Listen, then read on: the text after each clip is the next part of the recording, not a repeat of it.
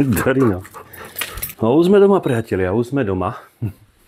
Ja vás zdravím znova. A ideme na to srbské risotto. Vepřová plec. Vepřová plec, priatelia, je to z nejakých 400 gramov. Nakrájané na také menšie kúsky, také kostičky. Takže 400 gramov vepřovej plece.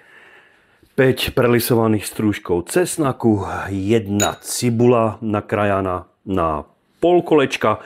Nemusíte ju drtiť nadrobno. Samozrejme. Potom, priatelia, ja buď používam pretlak. Ja som sa nemohol mačknúť. Priatelia, jednu väčšiu hrst mrazeného hrášku. Pekne zeleného, to tam nesmie chýbať. Potom sádielko, na ktorom si opečieme to mesíčko. Priatelia, jednu väčšiu červenú papriku, nakrájanú na také prúžky.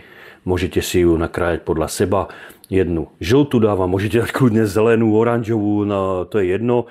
A potom 6 takých menších sladkých rajčátok. Tie sú výborné. Priatelia, samozrejme, sol, pepř, sladkú, mletú papriku, 250 gramov rýže. Ja mám doma jasmínovú, tak dáme jasmínovú. Inú nemám. Buď tam môžete dať rozmarín na konci, alebo tú čubricu. Nádherne to vonia. Simsalabim. Čo, Harima? Ne, si robím srandu. Aspoň takto trošku, no.